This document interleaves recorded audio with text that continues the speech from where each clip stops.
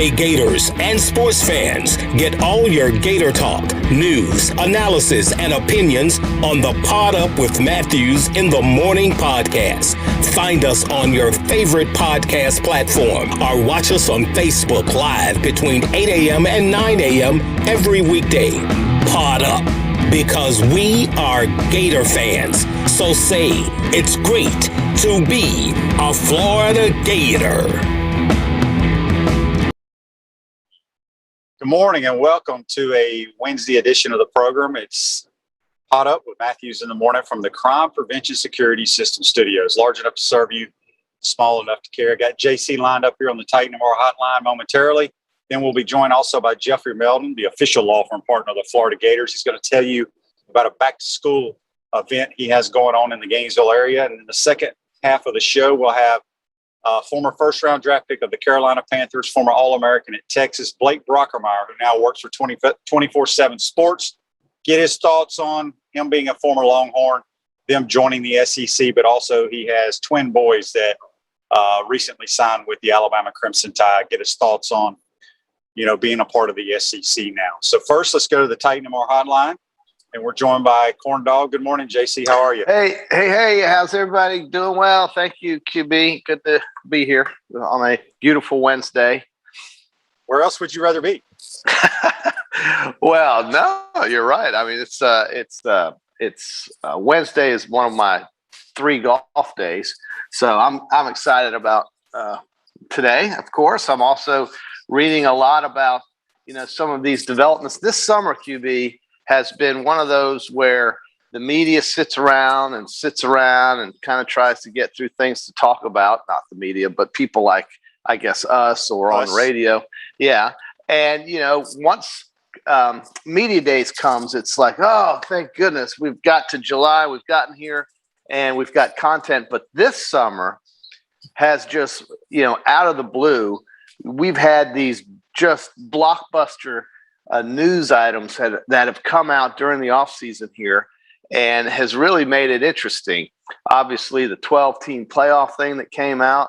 Then we have this huge realignment story that's come out this last couple of days, which is amazing to me that this kind of thing has been going on in secret, more or less, with conversation for quite some time, apparently, from what we've heard and what we've learned, that Texas and Oklahoma were planning on doing this for quite some time. And here's Greg Sankey and Bob Bowlesby, congregating and doing things together and trying to figure out the college football playoff. And all along, Sankey knew that Bowlesby was about to get gutted like a fish with his 2 biggest revenue-producing schools in that conference. So a couple of questions come out as to what will the Big 12 do? Will they still exist? If they don't exist, that means that Oklahoma and Texas won't have to pay money to come to the SEC, assuming they get invited and are voted in by the member schools. And I can only think of really one school that might not vote yes. But outside of that, it's been very interesting. And the SEC is just moving right along with its business. And I think the Big 12's got some serious questions to ask and then answer, and what their plan is to try to stay intact.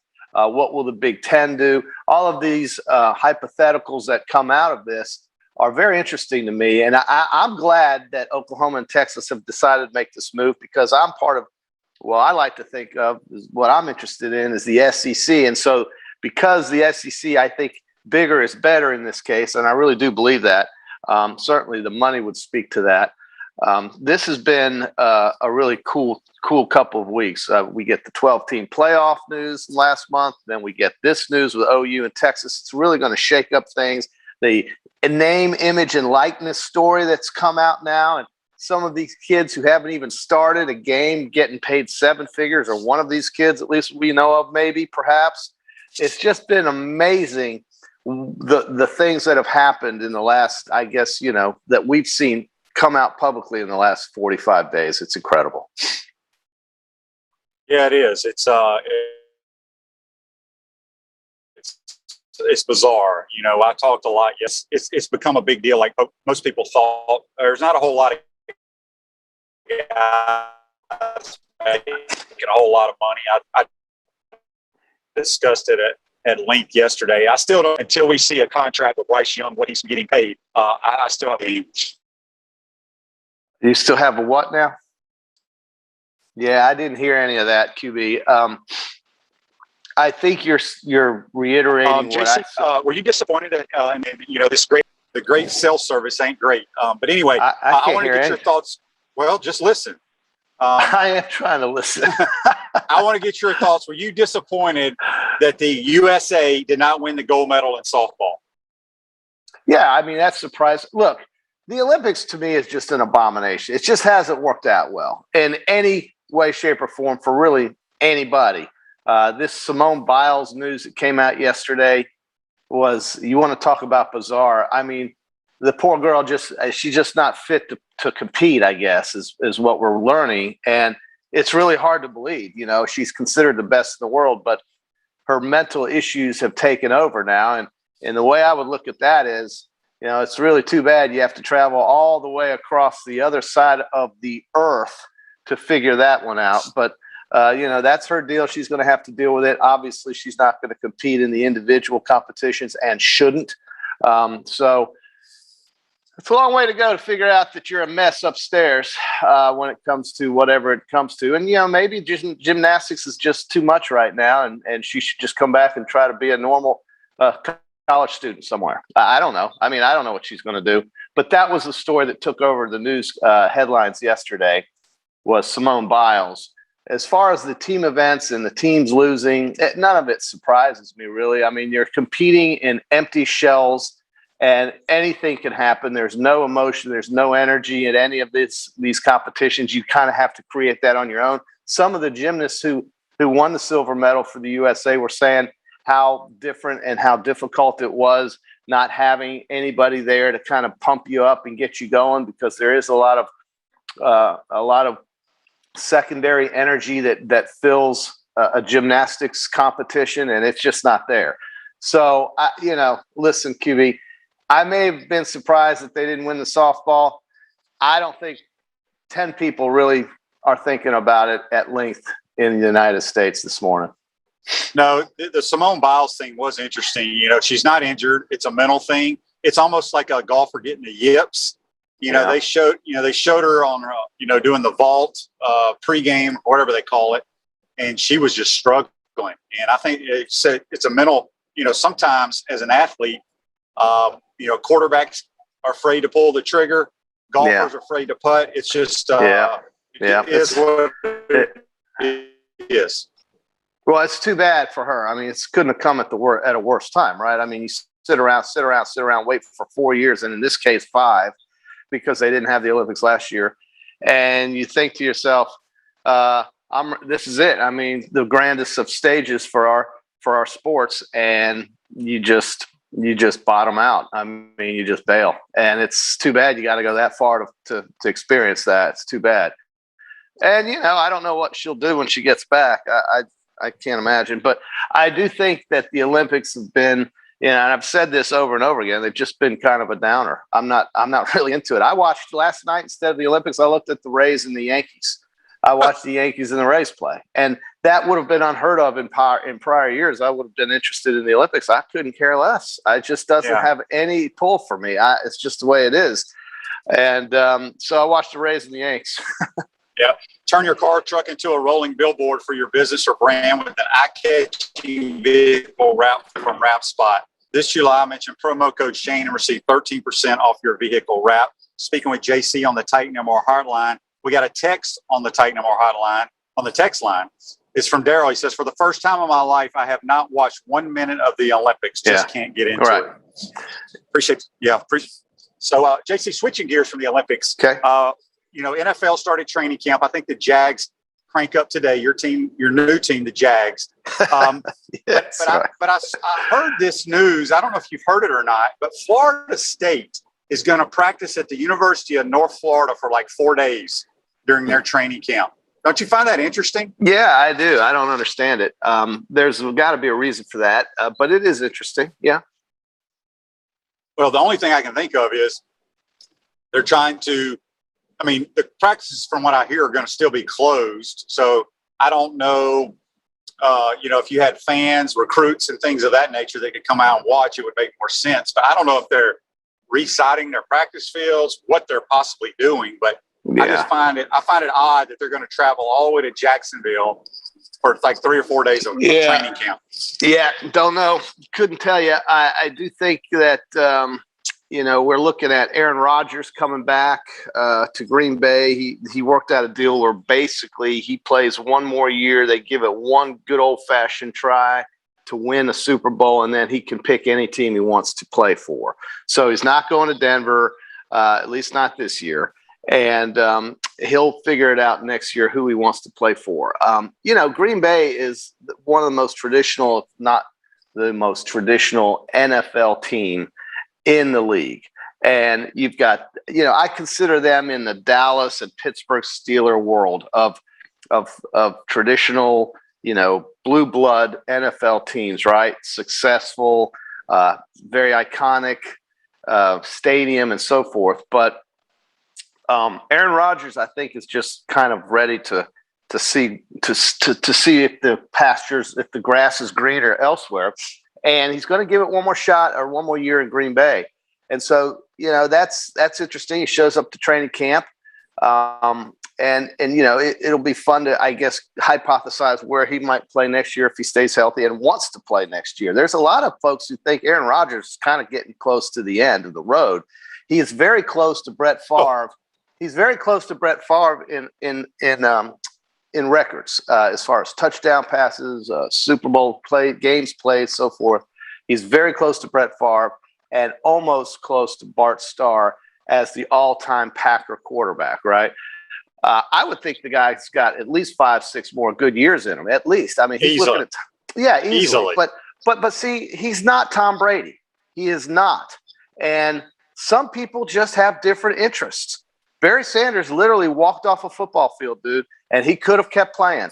And sometimes when you have so much money and you have so much going for you, you may want to explore different things. I mean, the guy has cracked his collarbone a few times. It's a rough sport. He's played for a very long time. How many years has it been?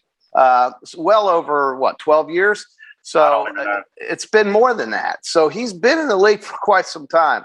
And sometimes these people find different interests, I would think. But yeah, he's got 4 or 5 good years left in him easily, but he is not Tom Brady. And Tom Brady this is Tom Brady. He wants to keep playing. I've got tickets to the Buccaneers-Rams game in SoFi Stadium in Los Angeles as a Rams season ticket holder. And I'm going to sell those tickets for a lot of money on the NFL ticket exchange to some poor sap in LA that wants to see Tom Brady for probably the only time he'll ever get to see him. So, I don't know if that's Aaron Rodgers. That's Tom Brady, but I'm not sure that's Aaron Rodgers. Well, I will tell you this, JC, with all your traveling around the world for sporting events, if you do not go to Lambeau Field before you kick the bucket, you're crazy as hell. It's the best venue in the National Football League. There is no other place like it. Yeah. No other place. It's true. And the city and the neighborhood, the town, I guess they live in, it is very different than it is like driving into Stark and there's a stadium. Yeah, college. It's unbelievable. It's the greatest venue. Right. So I'm surprised you haven't done that as much traveling around as you do. I am too. Well, it's just that I've never really thought of Milwaukee, as a place I want to go to. But after being you're not going to Milwaukee, you're going to Green Bay. I know, but you fly into Milwaukee, or I would think you do. But, after being in northern Michigan last week, it's such a different world up there. I am going to take a trip up to northern Wisconsin one day. QB, let me switch back. Hang on just a second. Keep that thought. We got a Facebook Live brought to you by Melton Law, the only official law firm partner of the Florida Gators. Scott asked, JC is a big-time ticket scalper, and it's all legal now, like the NIL. But John asked, as far as QBs go, Green Bay QBs go, would you rank Rodgers ahead of Favre? I would. I think Aaron Rodgers is probably one of the 3 most talented NFL quarterbacks I've ever seen. And if I were to start a franchise today, I'm not sure if I would take Aaron Rodgers or Patrick Mahomes. Those would be my two guys. Well, I would franchise. Yeah, and that makes sense. But I would go with Patrick because of he's much younger than Aaron Rodgers. But I certainly understand your point, and certainly would agree that he is up there. Just the talent he has is it's unrivaled in most cases throughout the league, and only by one or two players, if that. Certainly by Mahomes, perhaps. But, those would be the ones. I agree with you. But Aaron's up there a little bit in age. He's been around the block a little bit. And I think Mahomes is possibly his best days are still way ahead of him. The Chiefs took away the horse that runs out with the arrow now. They're not going to do that. I'm surprised they're still the Chiefs, but they are. And then, I looked at this Texas-Oklahoma thing. And really, like I said earlier 10 minutes ago, there's maybe just one school that's not going to vote to have them come into the SEC. And I understand why that A&M wouldn't want Texas there, but they're going to get in and they're going to start playing again. And that's the right thing to do. And they're going to have to fight for these recruits in the state of Texas a little bit more. A lot of Texas A&M players come to the school because they want to play in the SEC. And Texas, I think, has missed out on that. And I think it's one of those situations where they've just decided if you can't beat them, join them.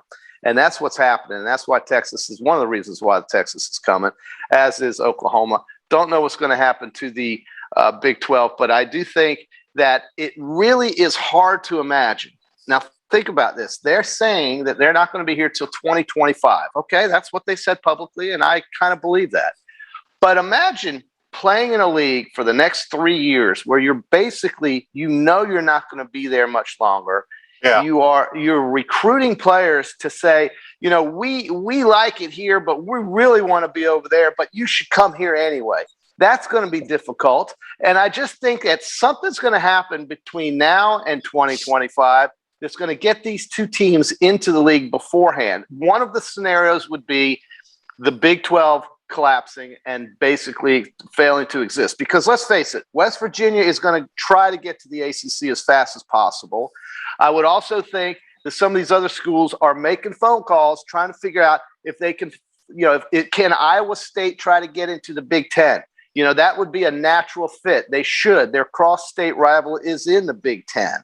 Or is the Big 12 going to call Oregon or some of these California schools and say, look, we're trying to extend this westward, be part of our group. But what do they have to offer? The schools that are left over in the Big 12 don't offer you much on the revenue side. But what the Big 12 has that the ACC doesn't have is more revenue currently. Once Texas and Oklahoma leave, that's going to change. So they're scrambling. And I think what you're going to see is that league possibly just disintegrate. And at some point, you're going to have Texas and Oklahoma get into this league before 2025. But as it stands right now, that's the plan, 2025, because of the amount of money it would cost both of these schools to try to leave that conference. Yeah, I agree. I do think it's going to happen quicker. It's interesting, as you pointed out, they're going to be playing in that Big 12 this year. I mean, think about, not that they care, but the fan bases from the Baylors and the Texas Techs of the world, what they're going to be doing to those teams in the stadium. It is what it is, but it's weird that they are going to be playing supposedly for 3 years in a league that they're leaving. That is. It does. I just can't see how that's going to, it's going to happen if it happens, but finances is the only reason why it still would happen. But I would think something is going to happen before 2025. Well, we got a couple of Facebook Lives, JC. Hopefully you can hear me. Brought to you by Meldon Law. John says when A&M and Missouri got invited to the SEC, they were playing SEC football the following year. And John also believes he thinks Texas and OU will be in the SEC next year. Well, the only way that would happen, there's two ways that happens. One, the league collapses, and two, they pay that $80 million coming off the pandemic when they had no revenues last year. So I don't know. You could do that. It's very expensive. I don't see, and this is why I can't see Clemson or FSU leaving the ACC anytime soon. Their deal goes to 2036. They'll bankrupt the entire school if they were to have to pay those fees. And I don't know if they would. Maybe the lawyers can get together and they can work out a deal. There's always a way to work out a deal. But when you look at college football value rankings, the three top schools include one of the schools coming from the Big 12, and that's Texas. with revenues, followed by Alabama and Ohio State. So, and Georgia's up there too. So, I mean, Texas has the money, obviously, and they could probably do it, but it would be a stretch for Oklahoma. That athletic department, I don't think, is anywhere the size of Texas's, although they do have over 120, or they recorded over 126. Let's see, this is according to the Wall Street Journal, and I think this was in 2018. I don't know. 100. I'm reading it on Twitter. It's over 126 million dollars in revenues. So obviously that's way before. It has to be before the pandemic for sure. But these are the way you value schools, and this is what banks look at it. They want to go out and get some money and try to pay this thing off and try to reorganize. But these grant of right issues are very, very stringent in terms of how much money we're talking about here. It's crazy money. Yes, it is. Well, JC, good stuff as always. All right. We gotta kick you to the curb and bring on the official law firm partner of the Florida Gators, Mr. Jeffrey Meldon. So we'll talk to you on Friday. You got it. Okay. All right, that's JC. Join us on the Titan MR hotline. We're going to go back to the Titan MR hotline, and we're joined by Jeffrey Meldon from Meldon Law. Good morning, Jeffrey. How are you, buddy? Hey, good morning, Shane. How you doing today? Doing well. Jeffrey, I know you have a big kickoff the school season event. I want to say it's at Citizens Field. Can you tell everybody what that's all about? Yes. This Saturday from 10 to 12, we're giving away 3,000 free backpacks filled with school supplies to support PAVE Stop the Violence. It's a really cool program. It's been going on. This is its 22nd year. And it's going to be out at Citizens Park, right next to Citizens Field, this Saturday, 10 to 12. And we're going to be giving away free Meldon Law sunglasses as well. Sweet. And it's going to be a really cool program. You remember the program Different Strokes, Willis on Different Strokes? Right. Well, anyhow, his name is Todd Bridges, and he's going to be the guest. Yeah, he's going to be the guest speaker for the program. And Reverend Carl Anderson is the organizer of the program. We were involved last year, and I was so impressed with the turnout, even in the midst of COVID. There were thousands of people that showed up to get the free backpacks. And with what's been going on in Gainesville with a lot of, violence in the past couple months, we felt that this was a very, very important year to stress that there's alternatives, and we're trying to encourage people to take a peaceful path and to be constructive within our community. Jeffrey, so can anyone just show up and get a free backpack? Do they have to go to your website and register? How's that work? Well, they can go to pavingpeace.org to pre-register. However, anybody who shows up will get a free backpack for each of the kids that they bring with them. Awesome. Tell us, how's it going? I know you just recently opened up your new office down in Ocala. How's it going down there? Boy, it's exciting, Shane. We have an office. It's right on 441. The address is 1326 South Pine Avenue. It's right across from the two major hospitals in Ocala. And it's really exciting because Ocala has always been a large part of our clientele, and we wanted to service them even better. We've had offices there for 43 years, but having a dedicated office we felt would really help a lot. I know. Most people know you are the official law firm partner of the Florida Gators, Jeffrey. And I know in baseball season, are you doing any kind of ticket giveaways for football season? Yes, I'll tell you, for the first game against FAU this fall, we are giving away 100 tickets to the Boys and Girls Club of Alachua County and Marion County to get 100 kids into the stadium to see that opening ball game. Wow, that's awesome. Well, how's everything going with the university? I've seen all your commercials with you and your son, Kerry. Things are going well?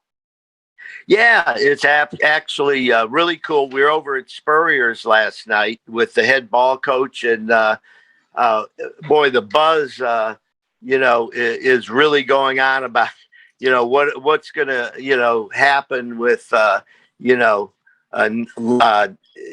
name, image, likeness. That was a big part of, the buzz going on last night, talking about, what's going to happen in all the different scenarios for people trying to game the system. Yeah, so I know Kerry's really involved with the name, image, and likeness. I know he's been on Buddy Martin's show speaking of that. From a lawyer standpoint, what do you think about the name, image, and likeness for these student athletes? I've always felt that the student athletes should be compensated for their tremendous contribution. They participated in raising $100 million for the University of Florida Athletic Association every year. And I think it's really important that they're able to live a comfortable life. They work their butts off at practice. You better than anybody know what it's like. And if you come from a family with money, then, it's fine. You got a scholarship and a dorm to live in. But when it comes to folks that don't have that privilege, they're and I think they deserve to live a similar life to the rest of the students, meaning that they have money to, go out at night, and they have money to, buy things that they need. And sometimes their families aren't able to help them out. So I've always felt that there should be some kind of way to help fairly compensate student athletes. Before we let you go, Jeffrey, let everybody know again if they have any legal issues and they want to get in touch with you, the phone number they can call and the different locations of your offices.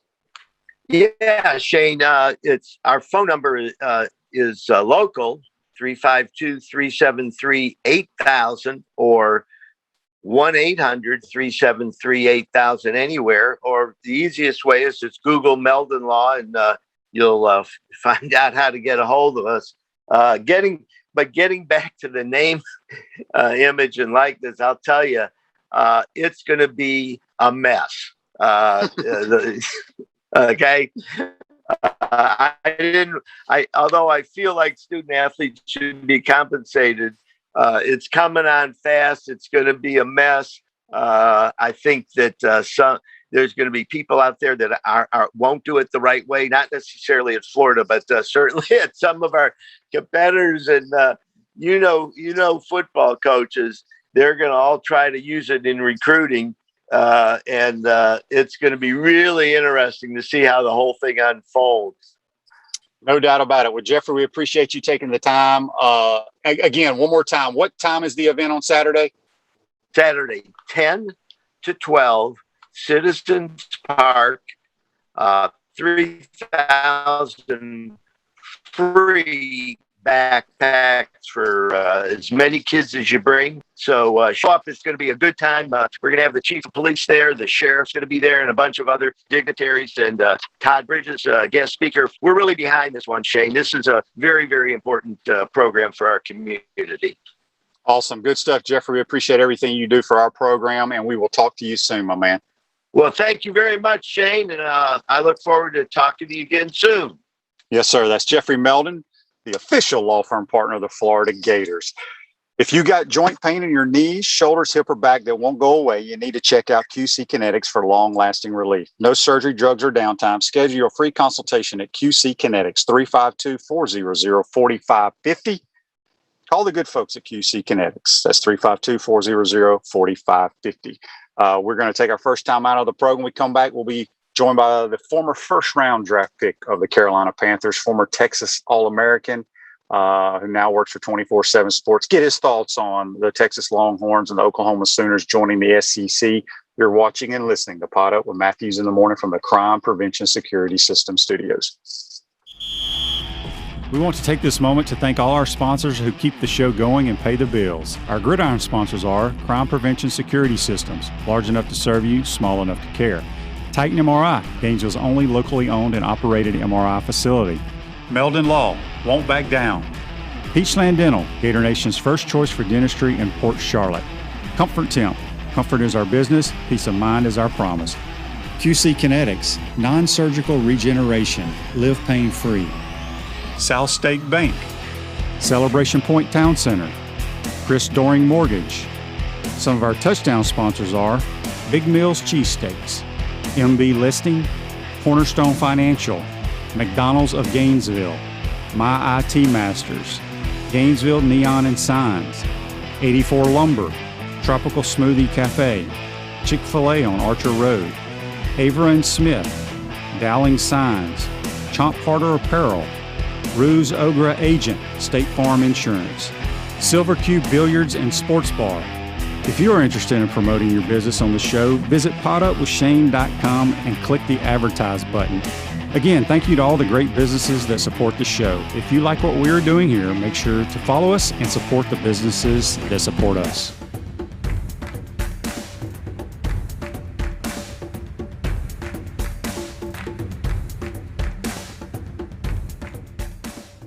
We're looking for all type of restaurant people, managers, servers, bartenders, hosts, cooks, dishwashers, bussers. If you think you're good in the restaurant business, then give us a call. Spurrier's Gridiron Grill job fair is open now. All you have to do is go to spurriersdraft.com and fill out an application. We're looking for the good team members, and we're looking for people with a wonderful attitude that can make Spurrier's Gridiron Grill the best we can possibly be. To apply, go to spurriersdraft.com.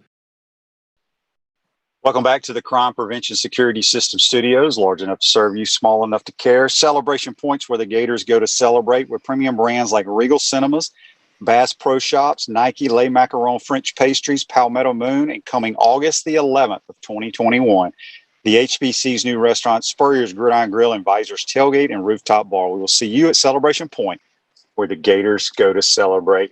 We're now going to go back to the Titan MR hotline and head out to the state of Texas. And we're joined by former All-American for the Texas Longhorns, first-round draft pick of the Panthers, teammate of mine with the Panthers and the Bears. He also played for the Denver Broncos, offensive lineman Blake Brockermeyer. Good morning, Blake. How are you, man? Morning, man. How's it going? Not too bad. You're now a media boy, huh? You went into the coaching ranks. Now you're working for 24/7 Sports. So do you like it? What all are you doing? And just tell us a little about what's going on with 24/7 Sports. Yeah, well, I've got 3 kids playing college football this year, so the coaching deal would be very difficult to do. That's obviously my first love, but I want to be able to watch my kids come down to the swamp this year for the first time. It was just more of a kind of a family decision for me to do that. With 24/7 Sports, I've been talking to them for a few months, and I'm going to do some, analyzing college football, breaking down different games, and talking about, teams across the nation, doing podcasts, doing some writing for them, transfer portal, TV, kind of a little bit of everything. It's not, kind of one specific thing. It's kind of a little bit of everything. So I'm excited to dig into that and learn about some of these other teams in the country, like your Florida Gators. Yep, absolutely. So Blake, obviously, as I mentioned earlier, you're an All-American at Texas. You have one of your boys that plays linebacker there at the University of Texas. What are your thoughts? What's the buzz around the state of Texas about OU and Texas joining the SEC? Well, first of all, it's not OU Texas, it's Texas OU. So make sure you get that straight. Got it. But it's funny because the narrative's changed a lot because when in the last 20 years, nobody wants to play in the SEC. Now that they're in that they're going to be in the SEC, everybody's all excited about it. So it's kind of funny how that goes. But I mean, from what I can gather, I mean, this is a huge deal. I mean, in my personal opinion, I think it's probably the best moment for Texas football since they won the national championship. So I think it's a huge deal. It's going to really help both programs. I mean, Oklahoma doesn't need a whole lot of help right now. They've been dominating the Big 12 for a long time, and but I think this is going to help them even more. But I think for Texas, this is really going to help them because they're in the premier conference in the country. They lose a lot of players to A&M. Just not just because they're in the SEC, but I think kids want to play against the best in the best conference on the biggest stage, and the SEC is where it's at, not the Big 12. Well, it's interesting you said that because it's kind of a two-part question for you here. One, do you think OU and Texas, or Texas OU, my bad, Texas OU, they're talking about joining in 2025. I personally think it's going to happen quicker. I want your thoughts on that. Do you think they get in maybe next year or the following year? The second part, you mentioned about how the state of Texas, from a recruiting standpoint, maybe Texas has lost players to A&M because they play in the SEC. Obviously, we'll talk about it in a minute. You had twin boys that signed this past year with the Alabama Crimson Tide, and you were an All-American at Texas. Was it because they wanted to play in the SEC? First, answer it's a two-part question, and I'll let you go from there. Well, the first, remind me what the first part was again. That's right. You're offensive lineman. You can't remember. I'm a little bit slow. So the first part was, do you think Texas and OU? Oh yeah. Will they join it? Will they join before 2025? Yeah. I think so. I think I mean, I can't imagine a conference that would want the lame duck teams in there for the next 3 or 4 years. So I think what'll happen is that they'll lawyer up, everyone will fight. There's the governor of the state of Texas is a Longhorn, so the last couple of governors we've had have been Aggies and a Baylor grad. So I think that'll help. I think they'll push it along. I think there'll be a lot of fight, but I think at the end of the day, there'll be a big, they're talking, $70-80 million a year to get out of this. I think the number will lower. I mean, obviously, when you take Texas and Oklahoma out of the TV deal, the number for the rest of the teams in the Big 12 is going to drop by probably 75%, I would think. So I do think that'll happen quicker. I know Alabama comes to Austin September the 10th of 22. So it'd be interesting to see if that's an SEC game now, which would be fun. So we'll see how that goes. I think it'll take a while to figure that out, but I think that's going to happen sooner than later. I would expect it to be next year personally, but you never know. And then the second part, talking about recruiting, I mean, I think playing the SEC is a big deal. Obviously, it's the premier conference in college football. I know both of my kids, that was appealing to them. But at the end of the day, the most appealing thing was to play for the greatest football coach in the history of college football at Alabama, and have a chance to win a national championship every year. So. Alabama can do that right now, and Texas isn't there yet. Let me ask you this, because your two twins were very highly recruited, and I'm trying to think, did they sign early before Sarkisian got to Texas? Yeah, they signed early signing, but Sarkisian had just taken the job like a week before, or maybe not even a week before. So it was kind of a weird deal, and it kind of happened late.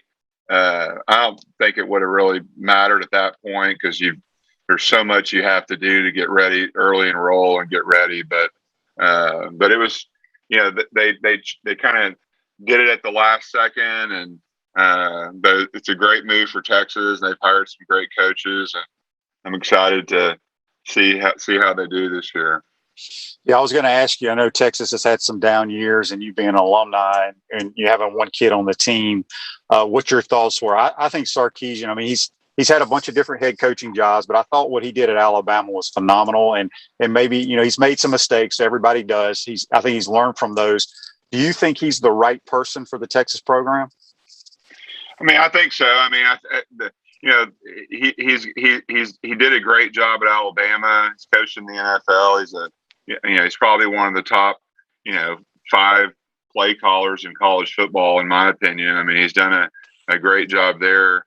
So, I mean, I think it really boils down to what everybody else always says is, if you get rid of so-and-so, who are you going to hire?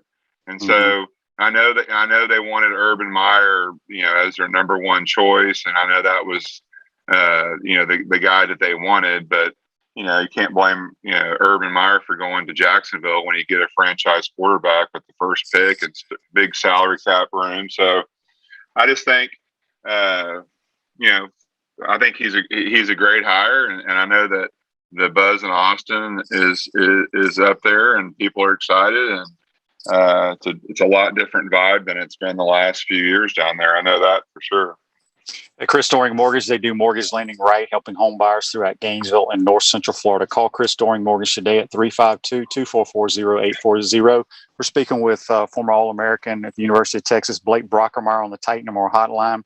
Works for 24/7 Sports now, getting his take on Texas and OU coming to the league. We got a text for you here, Blake, on the Titan More text line. It comes from Jimmy.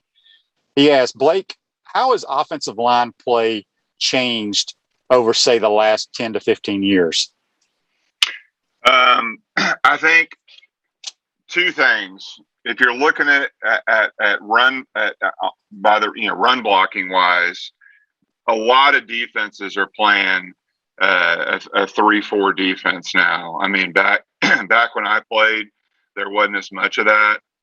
There's a lot of teams that's their major, and that's what they do. They play a tight front, and so they're clogging up lanes. I think it makes it harder for offensive linemen to get to the next level, depending on what they do. And it's a lot more complex. You've got to have a little more football IQ to play against teams that run that. So I think that's why you see a lot of teams in the SEC that run that, but a lot of teams all over the country that run that. And then two, the pass rushing is the biggest difference, in my opinion. I worked with the defensive line at SMU for 2 years. I coached with I worked for Ole Miss's defensive line coach, Randall Joyner, who's one of the top D-line coaches in the country. He came from Ohio State, and I remember the first day I was there, he's like, hey, what kind of, what do you teach? What kind of move, like, what are your, pass rush moves, this and that? And he's like, yeah, I teach a side scissor and a long arm. And I'm like, okay, what else? He's like, no, that's it. That's all we do. I'm like, that's it? Like, that's all you teach? And that's what they did at Ohio State. And they've had some good ones come out of Ohio State. But, we led the country in sacks my second year just doing those two things. So the D linemen are way better. They use their hands better than they ever have. This long arm's a different deal that wasn't around when I played. And so, it all comes down to technique. But in my opinion, the pass rushers are a lot better than they used to be. And they're a lot more skilled with their techniques. Yeah, there's tremendous athletes on that side of the ball these days. It's crazy. Blake, you being a Southwest Conference guy, Big 12 guy for all these years, have you been to any ballparks in the SEC yet as having kids on the team? I mean, obviously they haven't played. This is year one. But I'm trying to think, have you been to any SEC football games? I've been to one. Texas played at Ole Miss. I can't remember what year it was, but the year before Ole Miss, or maybe it was the year that Ole Miss got all those really good players that they were paying that came in there. Texas played there. one year, which was a blast. I mean, we had so much fun going to the game, and then they came to Austin the next year and smoked Texas. But they both of them smoked each other at each other's homes. So I think that's the only place I've ever been to. So I'm looking forward to getting around the SEC. Maybe not quite as much this year as in the future, but we'll see what happens in Austin with my oldest boy. Yeah, I was going to ask you, having kids at two different major football programs, have you already kind of looked at your schedule for both teams and figured out where you're going to be on Saturdays? I mean, I've looked at it, but things can change in a heartbeat. I mean, my son at Texas last year was, he wasn't going to play a significant amount of plays, but he was going to play some special teams. And then literally 4 or 5 days before the first game, he got turf toe and was out for, 5 or 6 weeks. So, you just never know what's going to happen and who's going to be available. But the first couple of games, I've kind of got chalked away at where I'm going. My son at Texas, it potentially could be his last year. So we're kind of treating it as though it's his senior year, even though he's got another year he can play. So we're not sure we're not sure, what he'll do after this year. He's kind of up in the air on it. So we're kind of, focusing on him this year. And then, if Tommy's got a chance to play at Alabama this year, depending on how he does in August. So, if he ends up traveling and has a chance to play, then we'll probably just split up every week. Yeah, well, I would say this: you need to make the trip to Gainesville, because Alabama, with the way the schedule and the conference is, and it's going to change once Texas and OU join us. But this is the first time Bama's been to Gainesville, I think, in the last 10 or 12 years. So they don't get there very often. It's crazy. So hopefully you'll come down and get to see what the swamp's all about.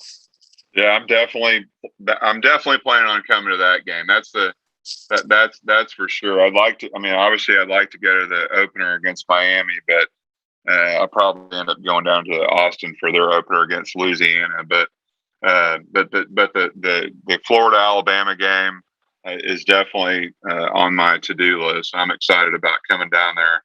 I coached one of your former players this spring in the spring league, Nick Buchanan, a center, and great kid, great player. I really enjoyed him. So I told him I gotta hook up with him and buy him a beer. Blake, before I let you go here, I'm just curious. I'd like for everybody to let you to hear, what it's been like for your twin boys in, being in Alabama for a couple of months, what it's been like, how they run their program. I mean, I'm trying to visualize. It's got to be similar to NFL training camps pretty much on a daily basis.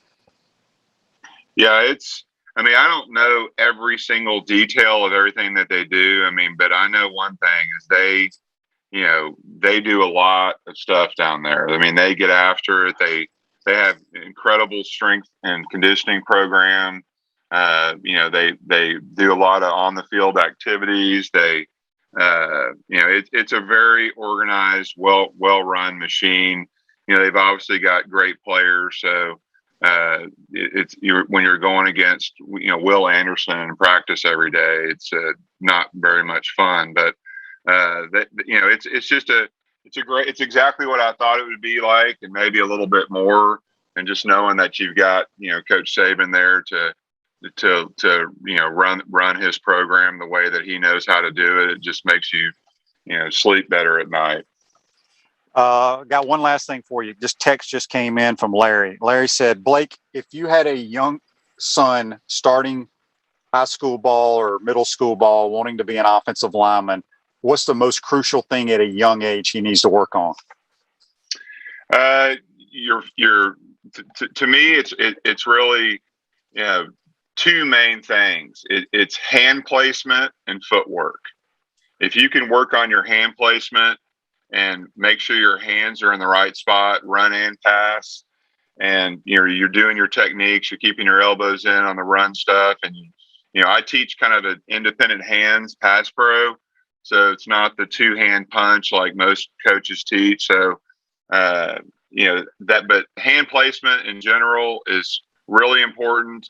And then your footwork, your technique, on pass pro, you can't turn your shoulders, and on, you've got to have the right steps and getting your second step down in the run game. So, those are the two most important things. And then just to me is get in the weight room, make sure you've got someone that knows what they're doing. That's teaching the right things. I mean, there's so many bad strength coaches that have no idea what they're doing.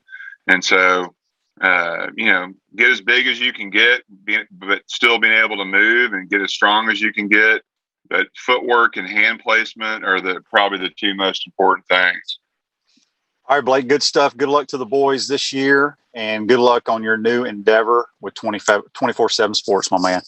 Yeah, man, I'll see you down in the swamp week 3.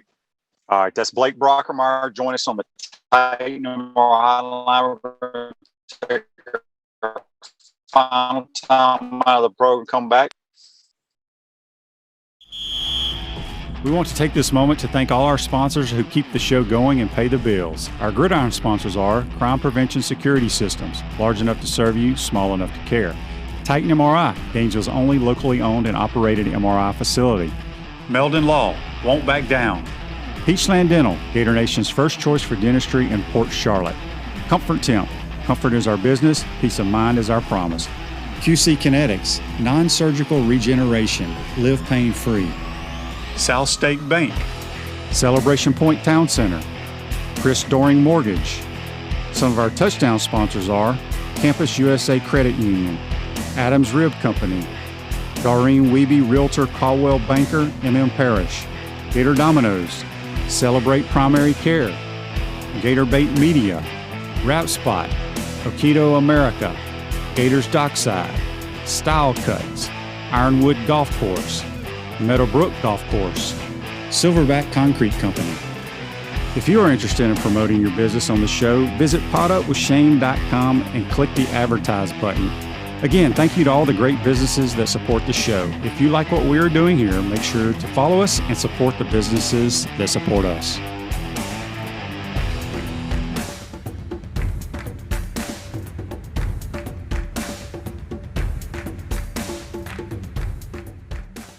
We're looking for all type of restaurant people, managers, servers, bartenders, hosts, cooks, dishwashers, bussers. If you think you're good in the restaurant business, then give us a call. Spurrier's Gridiron Grill job fair is open now. All you have to do is go to spurriersdraft.com and fill out an application. We're looking for the good team members, and we're looking for people with a wonderful attitude that can make Spurrier's Gridiron Grill the best we can possibly be. To apply, go to spurriersdraft.com. Welcome back to the Crime Prevention Security System Studios, large enough to serve you, small enough to care. I want to thank Blake Brockermeyer, JC, and Jeffrey Meldon all join us on the Titan MR hotline. Center State Bank is now South State Bank, but we still put business first. We understand that small businesses need a community business partner that they can rely on. South State has 4 convenient Alachua County locations. South State Bank, banking forward, member FDIC. I want to get to This Day in Sports, brought to you by our good friends at Comfort Temp. Comfort is our business, peace of mind is our promise. They have a $1,000 sign-on bonus right now for qualified positions. Give them a call at 352-376-2366. This Day in Sports in 1989, St. Louis Cardinals, Vince Coleman was caught stealing, which ended his record streak of stealing bases at 50. I remember that. He was a phenomenal base stealer, but gosh, going 50 straight without being thrown out is amazing. Make sure you tell all your friends and family to follow us and like us on all the different digital platforms out there. The more followers, the merrier. Today's show's a wrap, brought to you by Wrap Spot. Be safe out there.